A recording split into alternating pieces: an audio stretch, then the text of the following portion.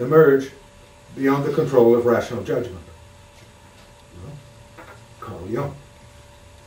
The subconscious mind must be altered, because all sorts of things can come out of it, beyond the control of rational judgment. So I think this is what we consider very much a Jungian position. Religion is a big factor revolutionizing life. By the human revolution, man must remain in harmony with the forces and cycles of nature. Respect for others and their dignity must be the basis of all social and personal relations. Hence, Christian love and Buddhist compassion. Education is also important to teach attitudes toward all life, the politics of home, the shape of the world, and the conditions of others. This will be accompanied by knowledge of modest living creatures.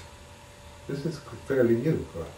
Modest living creatures and the wonderful scheme of life, which will have a civilizing effect. We'll go into this. The human revolution has therefore two parts. The application of religious or Buddhist practices to improve the innermost levels of human life and consciousness. Second, practical activities relevant to education in the social world. So will human and man-to-nature relations become more harmonious. They will provide a reliable basis for the final solution of grave problems, etc. Is all this a bit much? Okay. So, yeah. Okay. Then the human revolution. It's now Peccei that takes over. Humanity is on the wrong course. We heard this before. We are mesmerized by the perspective of a life of plenty bought cheaply. We've got a life of plenty and it's bought cheaply. An illusion dating from the great expectations of the 1950s and the 1960s. The need for a warning against this blind self-complacency is part of COR's raison d'etre, as expressed in Limits to Growth, for example. Earlier successes were seen to be no longer adequate. Even so, the hope of an El Dorado around the corner is still widespread. Think, oh yeah, just a few things, we change this and that, it'll all be all right here. We still have this, you see. And we are traveling in the wrong direction, and perseverance, he thinks, could be fatal. More technology and a new international economic order cannot redress the world. It is equally folly to rely on the possibility of reaching our objectives by putting the arms race under control and quickly jumping into a new age of plentiful energy provided by nuclear fission or fusion, whichever, as others maintain, or by bringing education, what education, to every village and hamlet of the world.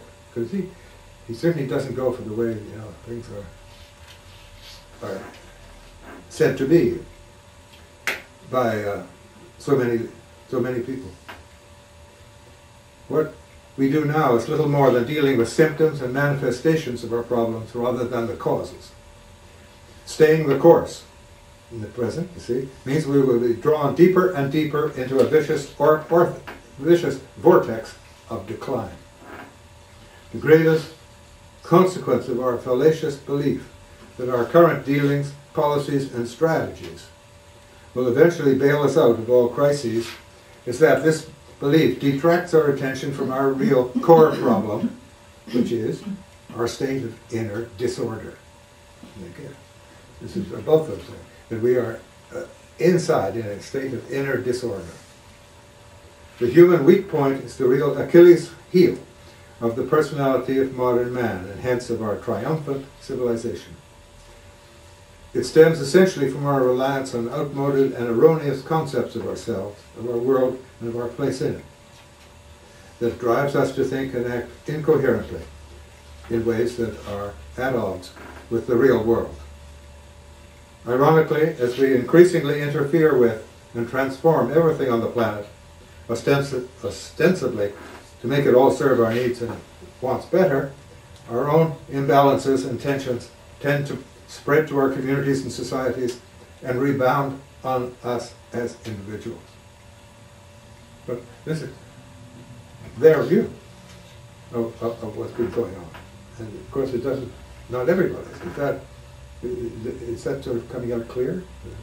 I more or less. To improve our situation, there are three new ideas in the world. Well, all our grassroots movements to stamp out material violence from society.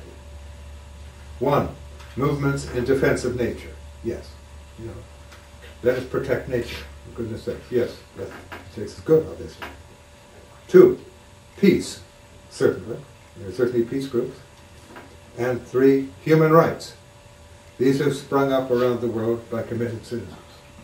Sure, they're all very real, all very good. A fourth movement is exploding everywhere. Numerically stronger, but responding to very various motivations, although rent by contrasting interests inhibiting it. This is the worldwide movement for social and economic justice. Big one. That we're not talking about much nowadays, but that's a all right. Why do we have rich and poor? You know, let's even it up. I don't see that moving very far nowadays in our countries. Social and economic justice. We talk about it vaguely, but no, we don't believe it. The worldwide movement for social and economic justice will probably acquire greater cohesion and effectiveness only when the human revolution is in full stride and can underpin it with wider-based intellectual and more coherent political supports.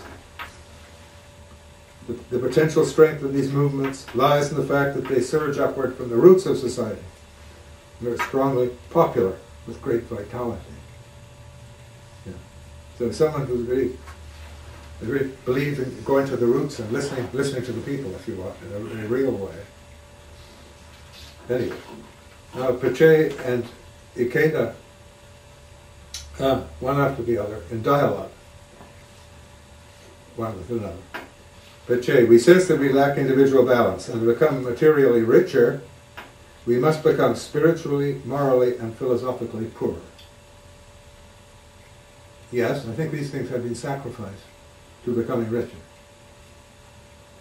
This is their statement, whether it be true or not. To become materially richer, we must become spiritually, morally, and philosophically poorer. Our societies appear lopsided.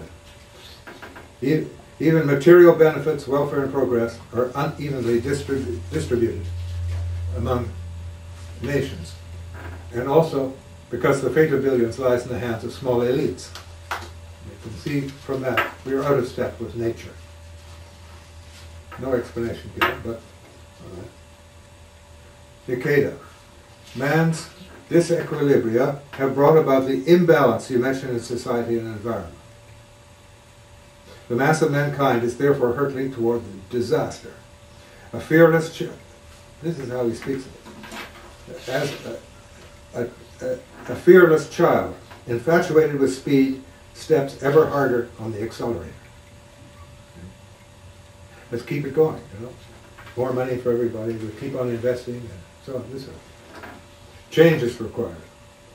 The human revolution. For a man to survive, he must alter his way of life and his view of nature. Nature cannot be just something to conquer for man's benefit. For him to prosper, he must share his life with other creatures. And here they're very radical, as you'll hear. Technology applies scientific knowledge to destroy and on one hand, and to create novelties. Among the outcomes of our conquest of nature is environmental pollution and the spiritual desolation of mankind. Spiritual desolation. Peccei, we need a cultural evolution that is revolutionary. We will have to be forward-looking for humanity to support it, strong enough to give us faith in mankind, placing him at the center of all progress. Right. Now we might indeed be becoming more knowledgeable and more powerful, but at the price of becoming morally and existentially weaker. With the renaissance of the human spirit, he should improve his condition, becoming the protagonist of his new venture.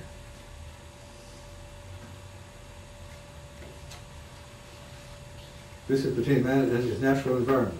Yeah.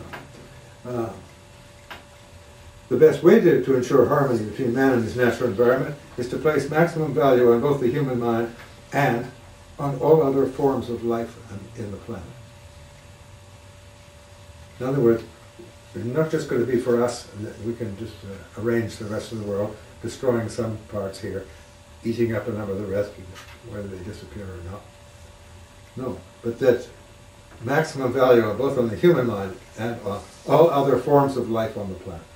And this is, I think they're quite singular in the West in having such a very strong opinion.